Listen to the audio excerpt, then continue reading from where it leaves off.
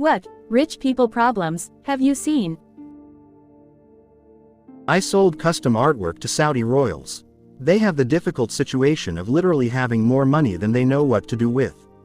There are thousands of princes, and they compete with each other for whatever new, cool, unique, luxury items they can find to one-up the other princes. Everyone has pretty much bought everything they can think of, so it's difficult to find something new to impress each other with. I've seen friends buy boats and vacation houses, then get all stressed about maintenance, staffing, and upgrades. Then the work is never done right. There are all these headaches, and when it finally is finished getting upgraded, they need to trade it in for a bigger boat, a better vacation house, and throw a new airplane in there too.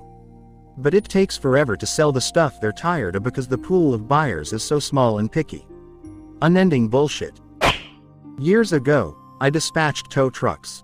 Some 16-year-old kid called from a road in the Hamptons because his A6 had a flat. He wanted me to tell him which side of the fucking spare faced out, the yellow side or the other fucking side. I said, I dunno. Do you want a tow truck? He yelled, no asshole, just fucking tell me. I said, well, I've never seen your car, so how should I know? He yelled and hung up. Telling a coworker, he said, why didn't you tell him the air valve faces out? Because fuck that guy is why. I've seen wealthy people indulge their children until they become insufferable, entitled assholes. One conversation I overheard was with a coddled and mildly autistic boy who has never heard the word no, demanding his mother's laptop because he was tired of his own. He had gone through 4 in 5 years. I wonder if she realizes she's making him more needy and reducing the chances he'll ever be able to be independent.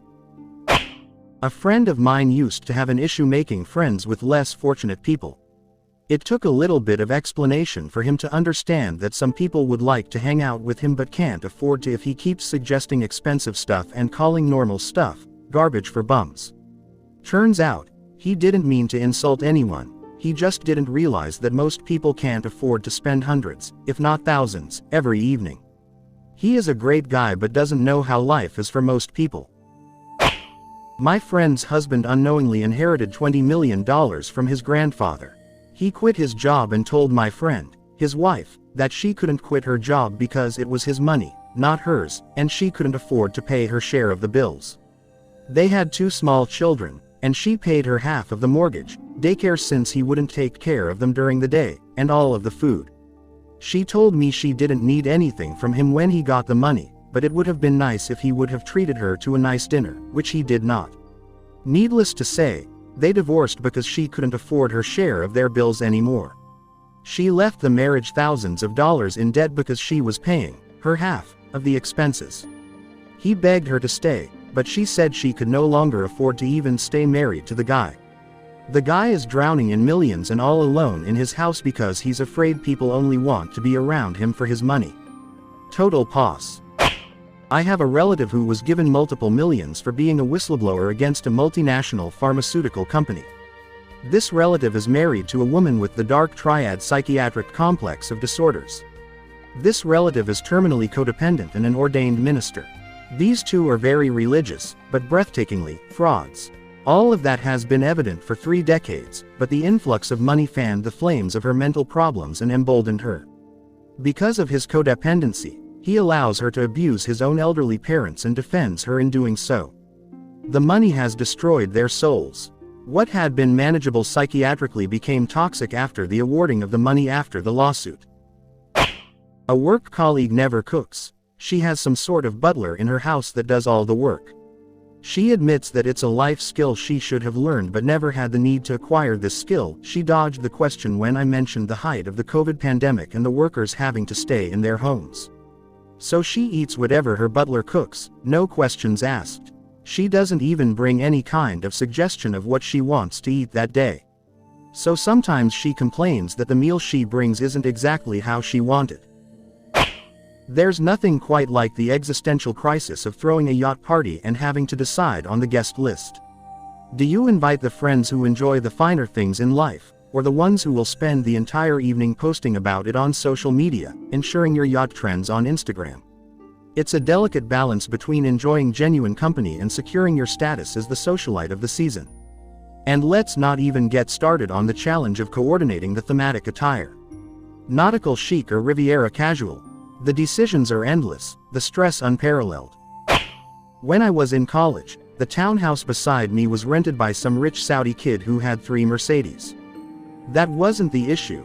The problem was that the garage could only fit 2 cars, which meant that one of his cars was forever half in and half out of the garage, hindering us when we needed to back out of our garage. The street wasn't very big to begin with, and his car basically took up half of it. We had no choice but to complain to management, and the lady was pretty much rolling her eyes when he said that he needed to park his 3 Mercedes because he drove 2 of them on weekdays and might drive the 3rd one during the weekend. What was even more infuriating was that there was a storage company not a 5-minute drive away that had storage big enough for cars, and it couldn't have cost more than $200 a month at that time. I dated a girl who was the daughter of a billionaire father and billionaire mother, and received a multi-million-dollar inheritance from her grandfather. She desperately was trying to live a somewhat normal lifestyle without using her vast fortune. But she never really understood how the world worked for normal people, mostly because she knew that there was nothing money-wise that she couldn't have. Despite her best efforts, she was always very disconnected from reality and constantly made herself a social pariah. My family has never been rich, but we missed out on the opportunity to be rich by a month. My dad was offered 10 acres of land for 10 grand by his wealthy friend so my dad could hunt and camp whenever he wants. My dad turned him down and just hunted on his friend's land for free.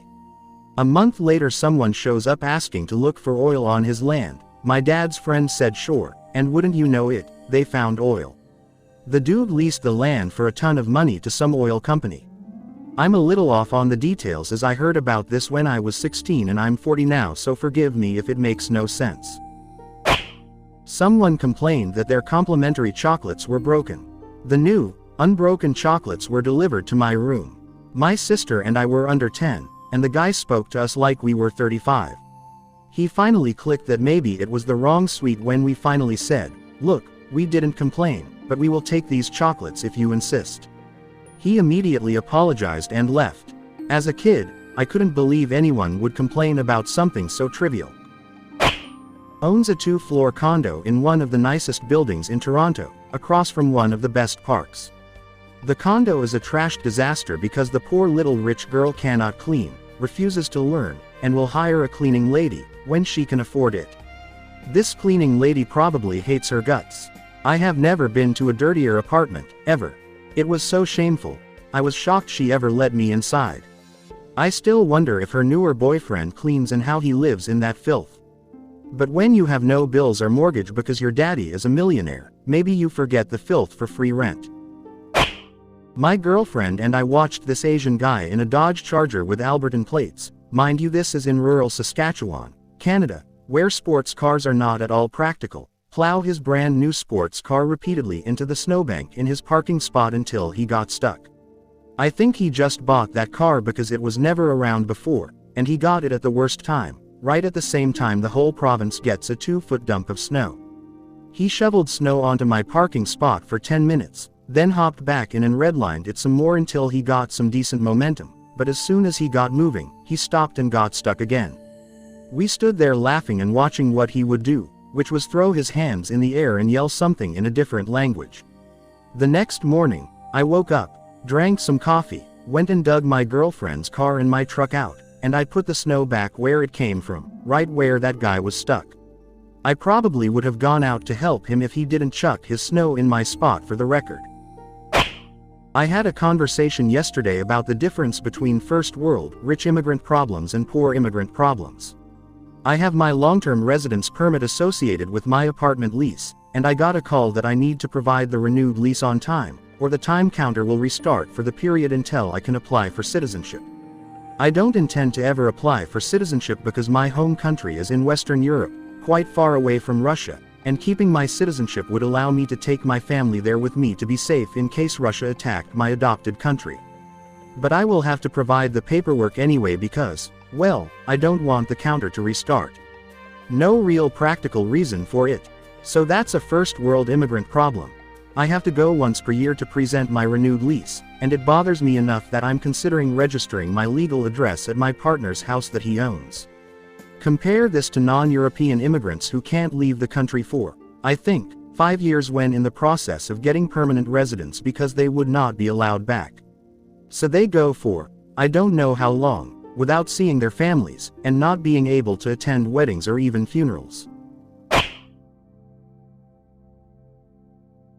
Thanks for watching the video. Don't forget to like and subscribe to our channel so you don't miss out on the best Reddit stories.